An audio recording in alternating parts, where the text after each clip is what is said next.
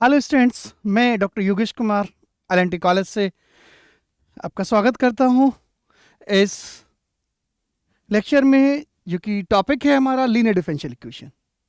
और linear differential equation की बात करता हूं तो ये एमडीसी 4, जो कि UG semester third major mathematics का टॉपिक है। साथ में यूजी फोर्थ सेम में एमआईसी माइनर का टॉपिक भी है, जो डिफरेंशियल इक्वेशन में। तो हमारे पास में टॉपिक है लीनियर डिफरेंशियल इक्वेशन। तो पहले हम बात करते हैं linear, what is linear differential equation. तो यदि मैं केवल लीनियर पे ही आता हूँ, लीनियर डिफरेंशियल इक्वेशन कि इक्वेशन के अंदर dependent variable y, dependent variable और डेरिवेटिव्स, इनकी पावर 1 होनी चाहिए और कहीं भी मल्टीप्लाई नहीं होनी चाहिए। क्योंकि अब हम डिस्कस कर रहे थे फर्स्ट डिग्री की इक्वेशन, तो मैं फर्स्ट ऑर्डर की linear differential equation, first order की लीनियर डिफरेंशियल इक्वेशन होती है कि d by d x plus p y equals to q. ये d y d x plus p y equals to q, लेकिन यहाँ पे p और q दोनों ही x के फंक्शंस होंगे या कांस्टेंट्स होंगे। ये ध्यान रहे, y की कोई टर्म नहीं होगी। y कहाँ पर होगा? केवल d y d x first order derivative power 1 होगी और p into y, that is यहाँ y की पावर 1 होगी। इसके अलावा y कहीं नहीं होगा। p और q दोनों x के फंक्शंस होंगे या ये कांस्टेंट हो सकता है। तो इस प्रॉब्लम को किस तरह सॉल्व करते हैं? पूरी इक्वेशन में दोनों तरफ मल्टीप्लाई किया e की पावर इंटीग्रल p dx से। तो इक्वेशन है हमारे पास में d y d x plus p y equals to q, हमने मल्टीप्लाई किया लेफ्ट और राइट को e की पावर इंटीग्रल p dx से।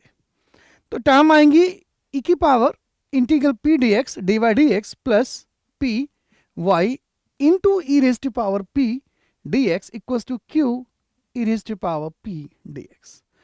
अब यदि मैं इन दोनों टर्म्स को कंबाइन करता हूं तो इन दोनों टर्म्स को हम कंबाइन लिख सकते हैं differentiation of y into e raise to power integral p dx। ये लेफ्ट साइड में वैल्यू होगी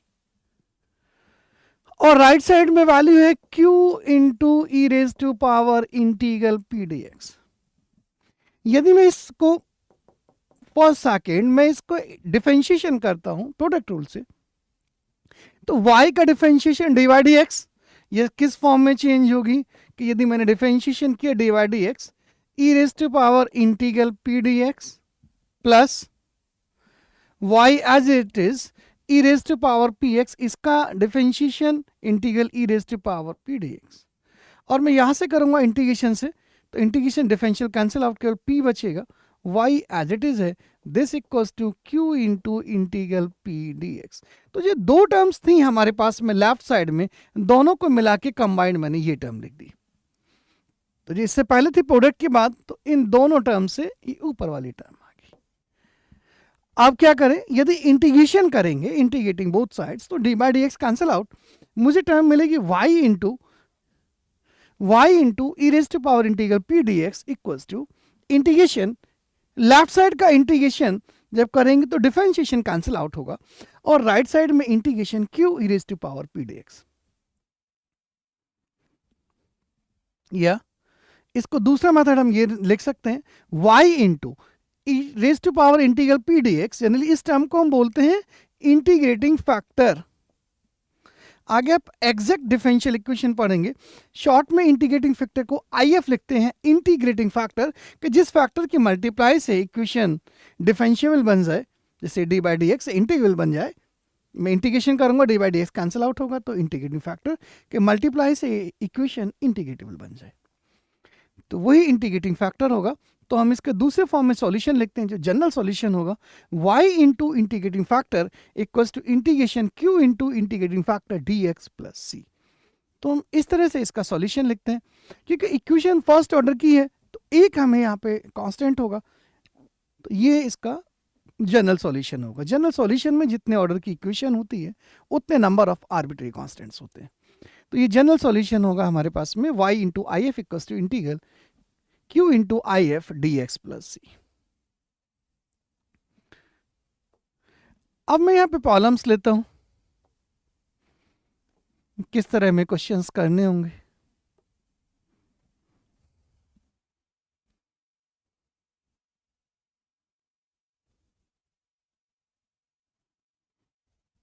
तो मेरे पास में जो आपके सिलेबस की बुक है, मैंने एक बुक को ही ले ली है, ये पैरामाउंट पब्लिकेशन की ही बुक है, और उस बुक की एक्सरसाइज मैं इसी क्वेश्चंस को ले लेता हूँ। ये एक्सरसाइज 2E है। तो हम यहां से कुछ प्रॉब्लम्स उठाते हैं और सॉल्यूशन करते रहेंगे। किस तरह सॉल्व करते हैं, जैसे मैंने क्वेश्चन नंबर 2 लिया। क्वेश्चन नंबर 2 कहता है कि d by d x plus y by x equals to x square. ये सेकंड क्वेश्चन लेते हैं।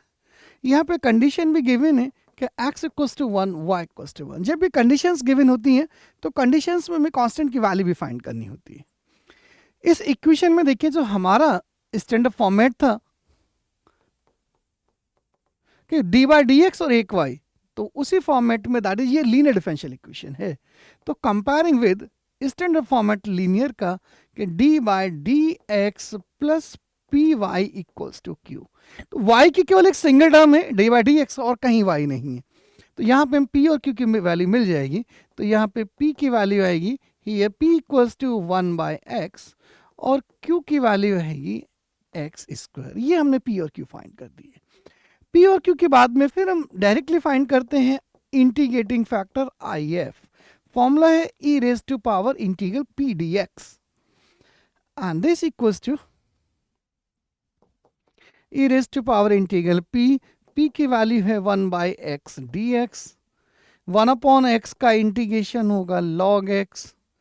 यह कांस्टेंट नहीं लिखते, ई से लॉग कैंसिल आउट क्योंकि बेस ई पर ही है ये। तो हमारे पास इंटीग्रेटिंग फैक्टर की वैल्यू आ जाएगी एक्स। तो ये तो इंटीग्रेटिंग फैक्टर। फिर हम सॉल्यूशन किस तरह लिखते हैं, द जनरल सॉल्यूशन इज, अब हम general solution, the general solution is, general solution लिखते हैं y into integrating factor I F equals to integral q into integrating factor I F d x plus c. ये general solution लिखने का तरीका होता है। y इंटू इंटीग्रेटिंग फैक्टर हमने find किया x equals to integration right side q की value है एक्स स्क्वायर, इंटीग्रेटिंग फैक्टर की वैल्यू है हमारे पास में x dx प्लस सी।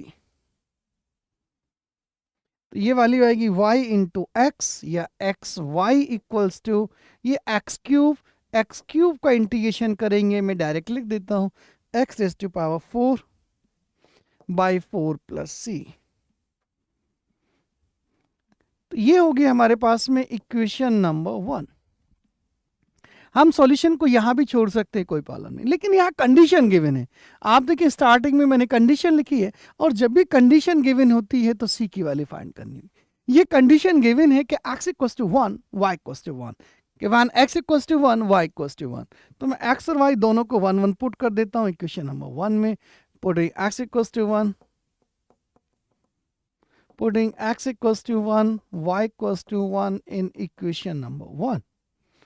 तो वैल्यू मिलेगी मुझे x Y equals to, x y दोनों को मुझे 1 1 पुट करना होगा।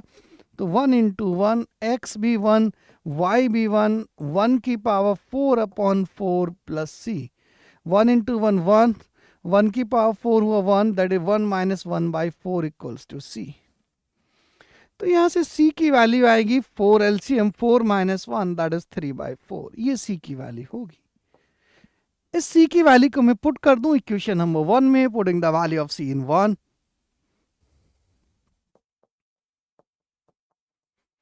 Putting the value of C in 1। Equation number 1 है X Y equals to X raise to power 4 by 4 plus सी, और सी की वैल्यू 3 बाई 4। 4 से मल्टीप्लाई कर देंगे, ये 4 एलसीएम हुआ, value x raise to power 4 plus 3, और 4 की मैंने मल्टीप्लाई कर दी लेफ्ट साइड में, that is 4xy equals to x raise to power 4 plus 3। तो ये इसका कंप्लीट सॉल्यूशन होगा, जनरल सॉल्यूशन होगा। तो ये था मेरे पास में क्वेश्चन नंबर 2। ये मैंने पहले यहाँ पे शेयर कर दिया है, ये आपके सामने एक्सरसाइज है। मैंने पहले कहा पैरामाउंट पब्लिकेशन का ये पूरी एक्सरसाइज मैंने लिखी है। कुछ प्रॉब्लम्स और ले लेता हूं मैं यहाँ से। क्वेश्चन नंबर 5 को ले लेते हैं। क्वेश्चन नंबर 5 है 1 माइनस एक्स स्क्वायर, तो मैं क्वेश्चन नंबर 5 को ले लेता हूं यहाँ पे।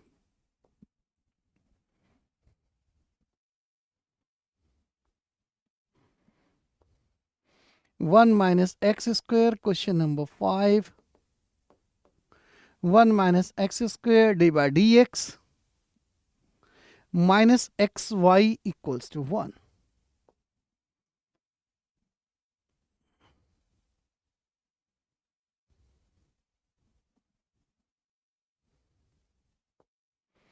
Minus x Y equals to 1, ये मैंने क्वेश्चन नंबर 5। लेकिन ये स्टैंडर्ड फॉर्मेट है लीनियर का कि डी बाई डी एक्स और वाई, यह क्लियर है कि एक डी बाई डी एक्स और वाई, इसके अलावा वाई की कोई टर्म्स नहीं है, तो लीनियर है।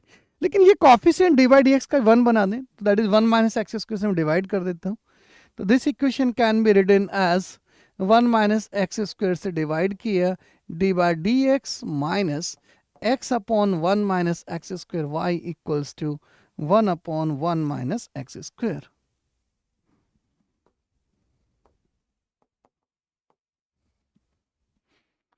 ये इक्वेशन मैंने 1 नाम दे दिया, इसको मैंने कंपेयर किया comparing with d by d x plus p y equals to q, तो यहाँ पे p की वैल्यू मिलेगी मुझे, p की वैल्यू आएगी minus x upon 1 minus x square, ये p की वैल्यू होगी। q की वैल्यू क्या आएगी, इस कॉलम में मुझे q की वैल्यू मिलेगी 1 अपॉन 1 माइनस एक्स स्क्वायर, ये p और q की वैल्यूज मिलेंगी।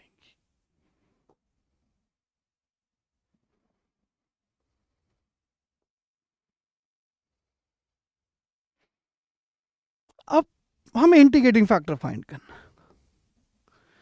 इंटीग्रेटिंग फैक्टर का फॉर्मूला e की raise to power integral p dx, p की मैंने वैल्यू पुट कर दी, तो p की वैल्यू है मेरे पास में minus x upon 1 minus x square d x, ये इंटीग्रेशन करना है। अब आप देखिए 1 माइनस एक्स स्क्वायर को यदि मैं t कंसिडर करता हूं तो इसका डिफरेंशिएशन मुझे ऊपर मिल जाए। यदि मैंने 1 माइनस एक्स स्क्वायर को t लिया तो minus 2x dx equals to dt, या तो मैं सब्स्टिट्यूशन या इसका डिफरेंशिएशन है माइनस 2x, तो मैं 2 को मल्टीप्लाई करूं, 2 से डिवाइड कर दूं। मेरे सिंपल कहने का मतलब है कि मैंने 2 से यहां पे मल्टीप्लाई किया और 2 से डिवाइड कर दिया। अब आप देखेंगे यदि ये t है तो ऊपर dt हुआ, तो इसका इंटीग्रेशन आएगा log t, that is e raise to power half log of t, t का मतलब 1 minus x square, and this equals to e raise to power log, इस 1/2 को मैं यहां से पावर में लिख के आता हूं, तो root of 1 minus x square. अब e से log कैंसिल आउट, तो ये वैल्यू आएगा इंटीग्रेटिंग फैक्टर की जो वैल्यू होगी root of 1 minus x square. तो ये हमने इंटीग्रेटिंग फैक्टर फाइंड कर दिया। अब आते हैं तो जनरल सॉल्यूशन इज, ये जनरल सॉल्यूशन का फॉर्मूला हमारे पास में y into I F equals to integration q into I F d x plus c, तो ये मेरे पास में इंटीग्रेटिंग फैक्टर का फॉर्मूला। अब मैं वैल्यू पुट कर दूं इंटीग्रेटिंग फैक्टर की, तो y इंटू इंटीग्रेटिंग फैक्टर है root of 1 minus x square equals to integration q। q हमने पहले फाइंड किया हुआ है, q की वैल्यू है 1 अपॉन 1 माइनस एक्स स्क्वायर, तो q की वैल्यू है हमारे पास में 1 अपॉन 1 माइनस एक्स स्क्वायर, ये q की वैल्यू है। q की वैल्यू हुई 1 upon 1 minus x square into I F की वैल्यू है root of 1 minus x square d x plus c, this equals to integration, तो ये 1 माइनस एक्स स्क्वायर की पावर 1 है, न्यूमरेटर में हाफ है, डिवाइड कर देंगे पावर माइनस होगी, तो डिनोमिनेटर में पावर 1, तो 1 माइनस 1/2, पावर 1/2 बचेगी डिनोमिनेटर में, that is 1 upon root of 1 minus x square d x plus c. अब इसका इंटीग्रेशन करेंगे। अब इसका इंटीग्रेशन में root of 1 minus x square 1 upon root of 1 minus x square किसका इंटीग्रेशन है? ये इंटीग्रेशन है साइन इनवर्स एक्स का, तो sine inverse x plus c. तो ये हमारे पास में आंसर हो गया, जो इसका जनरल सॉल्यूशन होगा y into root of 1 minus x square equals to sine inverse x plus c. इस तरह से ये प्रॉब्लम सॉल्व हुई। और एक दो प्रॉब्लम लेते हैं।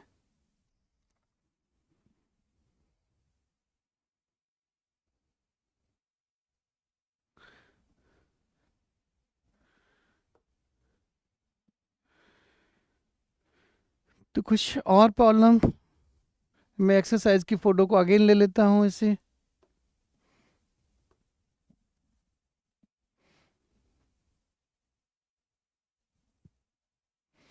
Question number 14।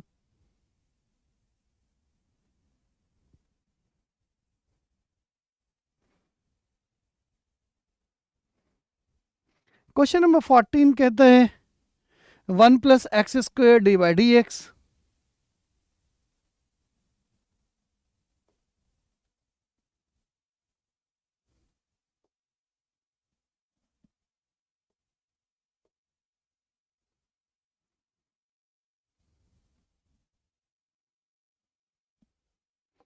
तो मैं क्वेश्चन नंबर 14 ले।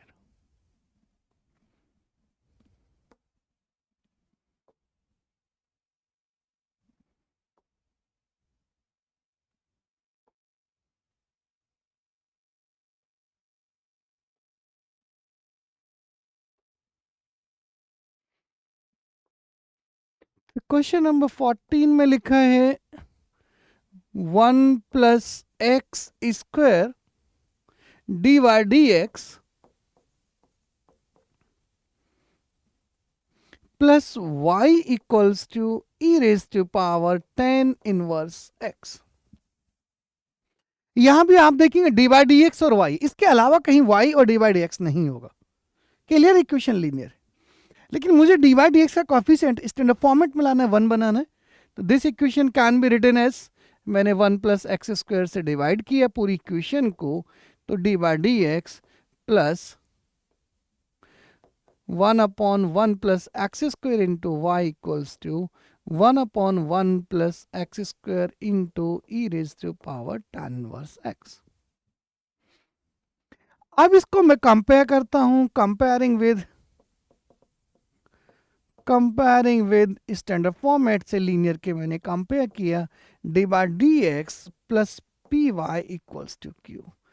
तो मुझे यहाँ से P और Q की वैल्यू मिल जाएंगी। ये P equals to 1 upon 1 plus x square and Q equals to 1 upon 1 plus x square into e raise to power tan inverse x. तो मैंने P और Q को फाइंड कर दिया। P और Q को फाइंड करने के बाद क्लियर है, लीनियर है, P और Q मिल गए। अब मैं आता हूं इंटीग्रेटिंग फैक्टर पे। तो IF इंटीग्रेटिंग फैक्टर इसका क्या होगा? E raise to power integral p d x. P की वैल्यू हमारे पास में 1 upon 1 plus x square d x. P की वैल्यू पुट कर दी और ये डायरेक्टली इंटीग्रेशन है tan इनवर्स एक्स का, तो e raise to power tan inverse x. ये मेरे पास में इंटीग्रेटिंग फैक्टर की वैल्यू। अब मैं इसका जनरल सॉल्यूशन लेता हूं। द जनरल सॉल्यूशन इज, अब मैंने जनरल सॉल्यूशन लिया। द जनरल सॉल्यूशन इज, तो जनरल सॉल्यूशन है y into I F integrating factor equals to integration q into integrating factor dx plus c. मैं वैल्यू पुट कर दूं इंटीग्रेटिंग फैक्टर की, तो y इंटू इंटीग्रेटिंग फैक्टर है e raise to power tan inverse x, right side q मैंने find किया था 1 upon 1 plus x square e raise to power tan inverse x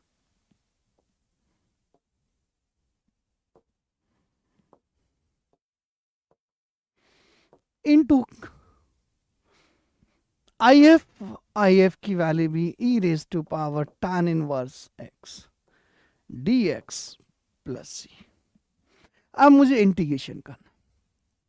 यदि मैं एक e raise to power tan inverse को मैं t consider करता हूं, मैंने पुट किया कि put e raise to power tan inverse x equals to t।